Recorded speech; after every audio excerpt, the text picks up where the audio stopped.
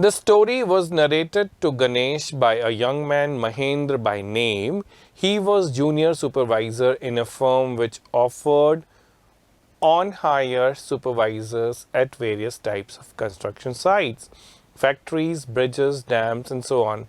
Mahendra's job was to keep an eye on the activities at the work site.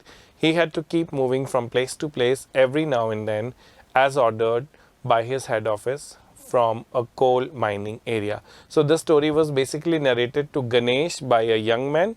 Mahendra is his name, and he's telling he is basically working at the construction sites at various places, and his job was transferable. He will just be moving from place pillar to post as and when the situation demanded.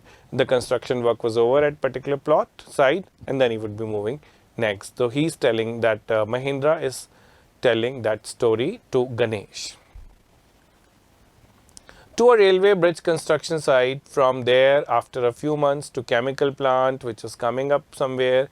He was a bachelor, his needs were simple, and he was able to adjust himself to all kind of odd conditions, whether it was an ill-equipped circuit house or a makeshift means temporary canvas tent in the middle of the stone quarry. All this was happening, this he used to be moving from one, as I told you that his residence would also be temporary. Sometimes it would be when he was working at a railway bridge construction site, and then he would be going to chemical plant, and then he would have all kind of houses. At times he would be living in these makeshift canvas tent house also. But one asset he had was his cook Iswaran. The cook was quite attached to Mahendra. Now Mahendra is telling that I had all the oddities and everything, I was moving from place to place, and then I had different kind of experiences, different places, different people, different houses. And the houses, of course, sometimes were not even comfortable, most of the time rather, because these were some arrangements done at the construction sites. He says everything else was bad, but then only one thing was good with me. This story is being told by, don't get confused, the story is being told by Mahendra to Ganesha. Ganesha, I tell you, for example, if it is Mahendra, I tell you, Ganesha, that everything was bad, but there is one thing that is wonderful. What is that? My cook Iswaran. So Mahendra is happy, telling about his cook Iswaran, about whom this entire story revolves, and the title also says, The Storytelling Art of Iswaran. The cook was quite attached to Mahendra and followed him uncomplainingly wherever he was posted. He cooked for Mahendra, washed his clothes, and chatted away with his master at night. So 3 things he would be doing. Number 1, cooked for his master, and then clothes were washed, and then he was talking also at the time. Good companion, good company at the time of night to talk to. He could weave out endless stories and anecdotes on varied subjects. Anecdotes are popular stories around. He would be telling so many stories on different topics. Iswaran also had an amazing capacity to produce vegetables and cooking ingredients seemingly out of nowhere in the middle of a desolate landscape. For example, I told you that wherever this construction site was, it was not quite a normal regular place. Sometimes it was some desolate, some far off area which was not so popular or which did not have much market and all that. Even at such places also, if you take, Mahendra is saying this about himself, that if I take my cook with me, he will get spices and ingredients for cooking from anywhere, because it was his passion. Where there is passion, the path follows. With no shops visible for miles around, still there are no shops around, but you don't know, Iswaran will bring things from anywhere, enough to cook. He would miraculously conjure up the most delicious dishes made with fresh vegetables within an hour of arriving at the zinc sheet shelter at the new workplace. Wherever they would just be going at the particular shelter, they would have a kitchen, and this Iswaran would conjure some kind of magic, like trick he will do, and he will make the delicious dishes out of the fresh vegetables within just 1 hour of arriving to that particular site. I told you that he'd been keeping from one place to another, but Mahendra would get no trouble because Iswaran would somehow do some magic, and if there are no shops available around, he would somehow get material, cooking ingredients, vegetable, and cook the dishes for him.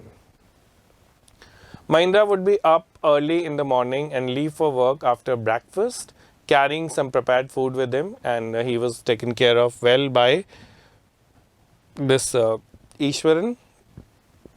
He would be giving him breakfast also, his tiffin also, and meanwhile Iswaran would tidy up the shed wherever they are, in whatever canvas, whatever shed they are living in. He would just tidy up, make things in proper order, wash the clothes and have a leisurely bath, pouring several buckets of water over his head. And this is the quality of this Iswaran, that he would be using a lot of water to take bath. Muttering a prayer all the while. It would be lunchtime by then. After eating, he would read for a while before dozing off. The book was usually some popular Tamil thriller, and then by the time the lunch was prepared and done, he would take some afternoon nap, and then after that, he would just be reading. Before going for an afternoon nap, he would be just reading some interesting Tamil stories. I'm talking about Iswaran. And who's telling this to us? Mahindra is telling his experience to Ganesha, and through which we also come to know about Iswaran. Running to hundreds of pages, its imaginative descriptions and Iswaran enthralled. His own descriptions were greatly influenced by the Tamil authors that he read. He would try to work in suspense and a surprise ending into the account. For example, instead of saying that he had come across an uprooted tree on the highway, he would say with eyebrows suitably arched and hands held out in a dramatic gesture, the road was deserted and I was all alone. That's how Iswaran would tell, he will bring that effect to that exaggeration he will do, and lot of effects thrilling effect, dramatic effect he will bring to his statements when he is narrating the story. So this is what, when somebody is trying to say that there was an uprooted tree on the highway, people will say it like this, but Iswaran will say it in a more melodramatic way. The road was deserted and I was all alone. When he was narrating even the smallest of the incidents, suddenly I spotted something that looked like an enormous bushy beast lying sprawled across the road. And then he will say, suddenly I spotted something that looked like an enormous means huge, bushy beast. I thought it was some beast, bushy beast, lying sprawled across the road about the tree, uprooted tree. I was half inclined to turn and go back, but as I came closer, I saw that it was a fallen tree with its dry branches spread out. Mahindra would stretch himself back in his canvas chair and listen to Iswaran's tale stories uncritically without, having any opinion. He will just be listening to all the narratives and the stories told by Iswaran. So dear readers, here viewers, we have seen how just one simple episode, an uprooted tree was on the highway, and Iswaran will say, I thought it was some beast and all that and all that and all that. He will make all this dramatic effect in his narratives. The place I come from is famous for timber. Iswaran would begin. There is a richly wooded forest all around. The logs are hauled onto the lorries by elephants. They are huge, well-fed beasts. Iswaran would get so caught up in the excitement of his own story when they turn wild, even the most experienced Mahout is not able to control them. Mahout is the person who controls the man who sits on the back of an elephant and he controls the elephant is called as Mahouts. So even the Mahout will not be able to control the elephant. This is how he'll be describing even the elephants also. After this prologue means the initial part of the story, then he will come to the actual part. Iswaran would launch into an elaborate anecdote involving an elephant. And then also he will not tell the exact story. He will just be adding an anecdote with it. Anecdote is some popular story about elephants. And then he will come to what had happened that day. That's how twisting the stories, okay? that he would get up from the floor and jump about, stamping his feet in emulation of the mad elephant. And he will emulate the copy that elephant's anger, and he will jump and do all this, this drama, and then he will describe.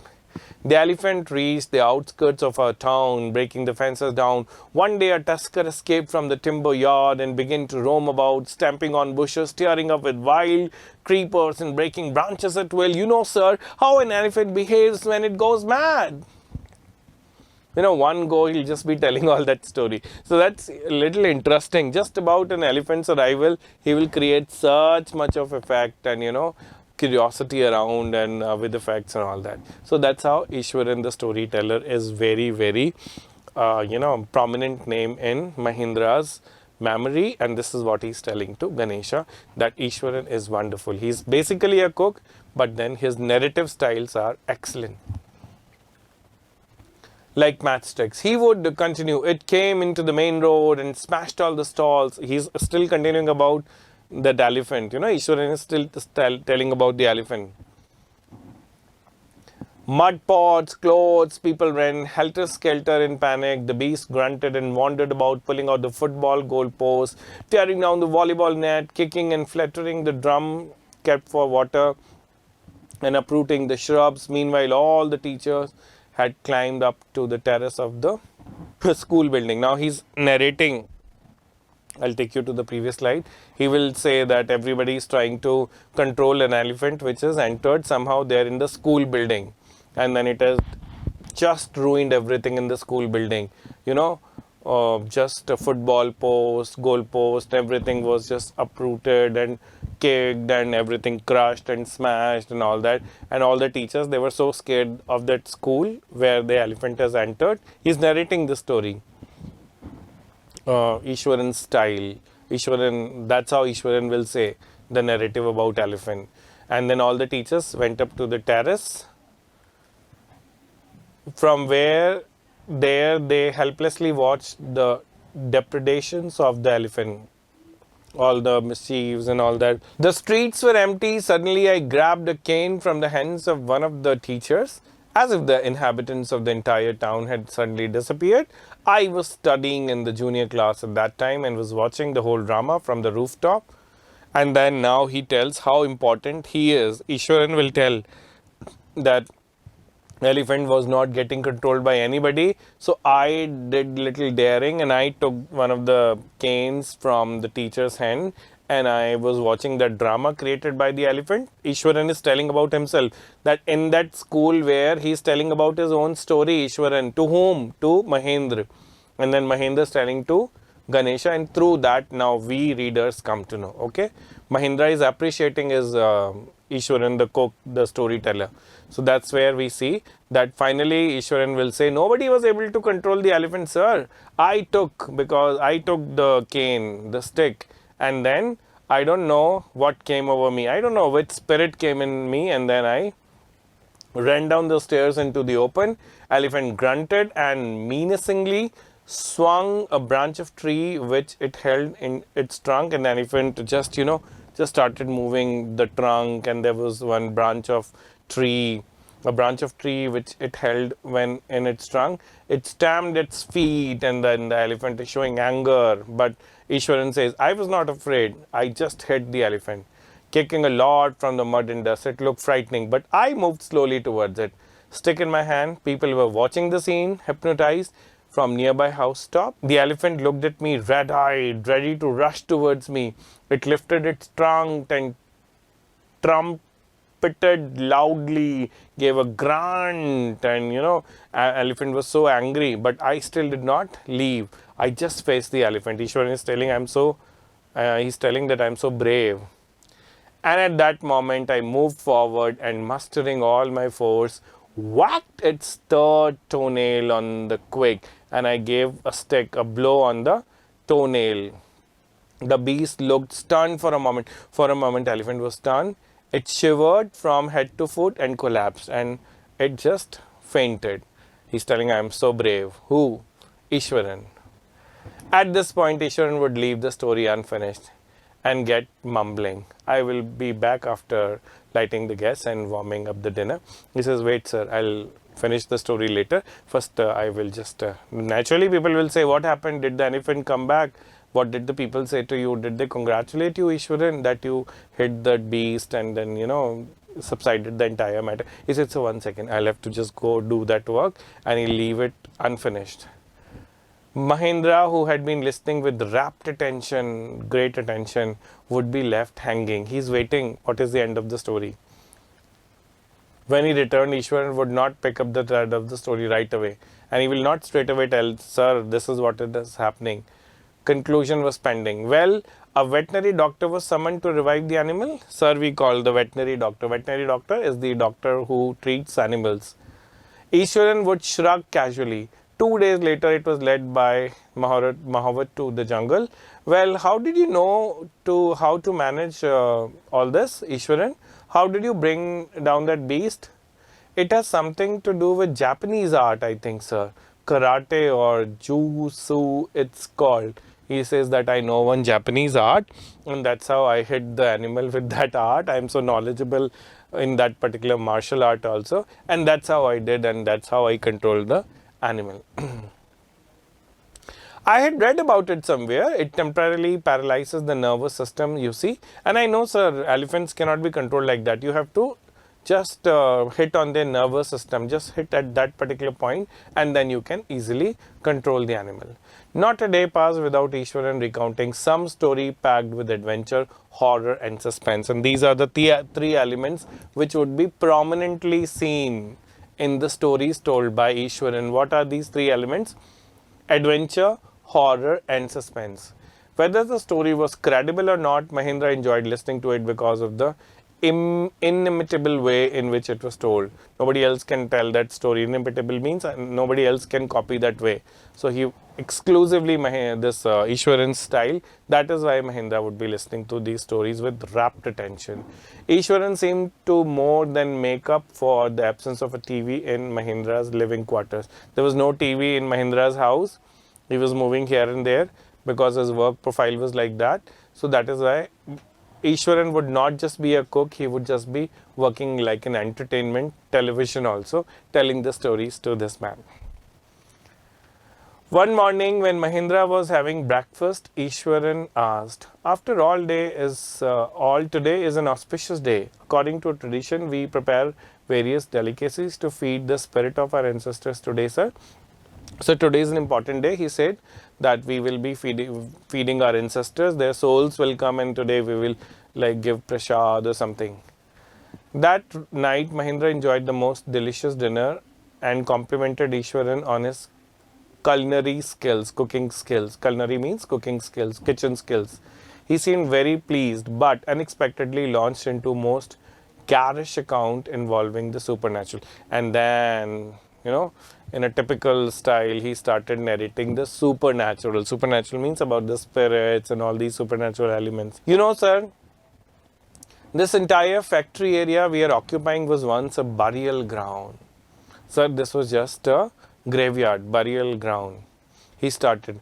Mahendra was jogged out of the pleasant reverie. He was happy. Reverie means he was in a happy thoughts. But suddenly he was like, what are you telling? Was it a graveyard? Naturally, anybody would be so scared that a graveyard and where they are living, because this house is not permanent. No, Mahendra's quarters would be just makeshift arrangement. Wherever the construction is going on, they would just pitch a tent or make some empty room that you can stay there. So he says, where you are right now, at what place we are staying? No, sir. Once upon a time, there was a graveyard here.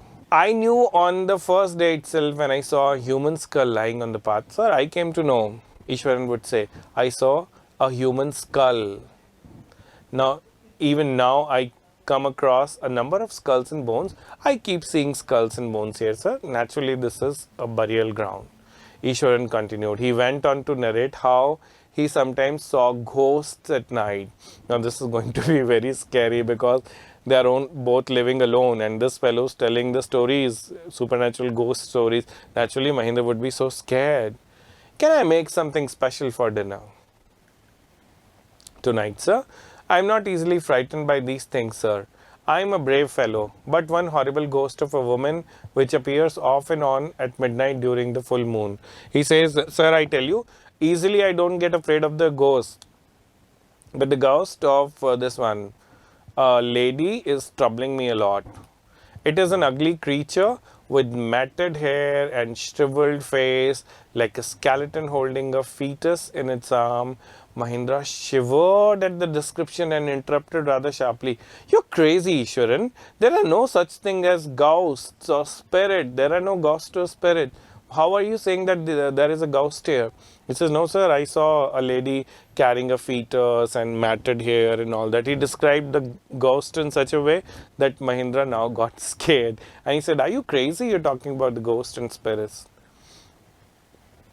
It's all a figment of your imagination, just your imagination. Get your digestion system examined and maybe your head as well. You are talking nonsense.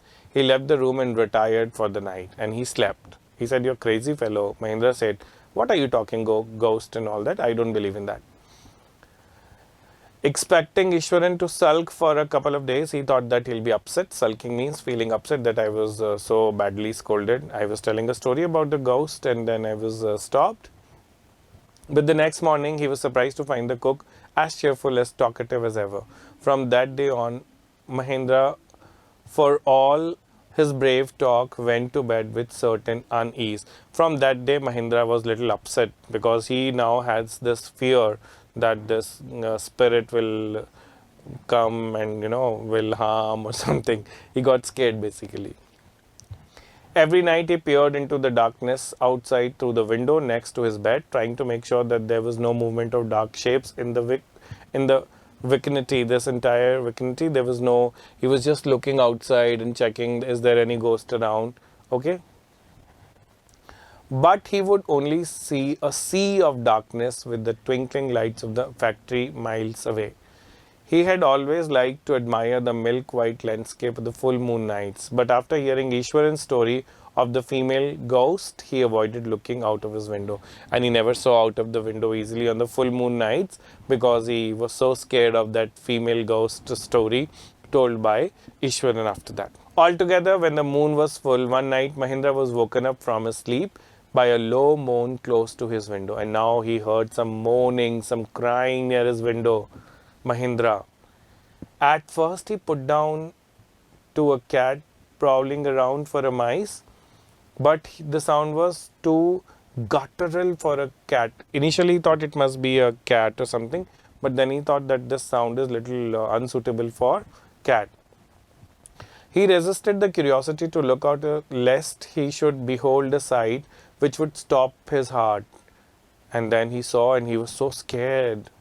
But the wailing became louder and less feline. He could not resist the temptation anymore. And he was not, feeling easy. He was clear. The voice was very clear. There was no doubt that it was some kind of a typical voice coming, not of an animal. Lowering himself to the level of the windowsill, he looked out at the white sheet, the moonlight outside. There, not too far away, was a dark, cloudy form clutching a bundle. Somebody was clutching a bundle and it was just like a cloudy, some kind of an appearance, just like a spirit. Mahindra broke into a cold sweat and fell back onto the pillow, panting. And he started panting, losing his breath because he's so scared now.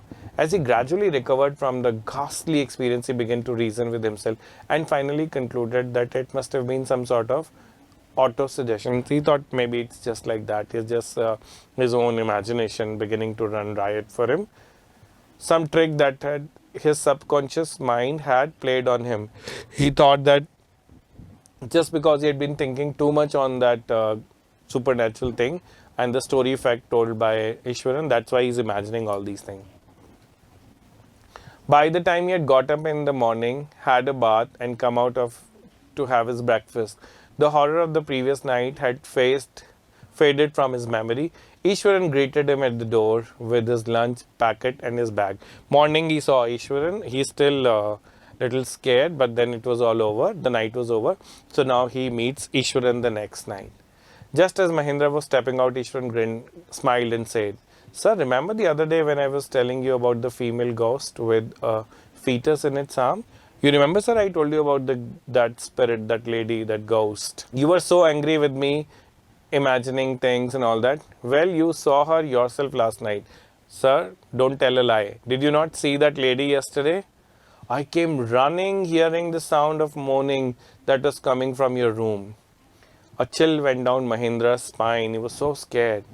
He did not wait for Ishwaran to complete his sentence. He hurried away to his office and ended in his paper, resolving to leave the haunted place the very next day.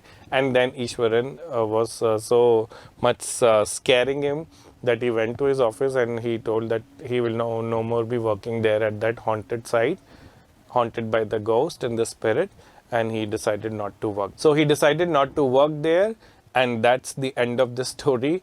Finally, Ishwaran was successful in conveying his fear to this character, Mahindra. With this, Ishwaran the storyteller, a wonderful story and the wonderful art and conviction comes to an end now. I hope you must have enjoyed, dear viewers. Thank you so much.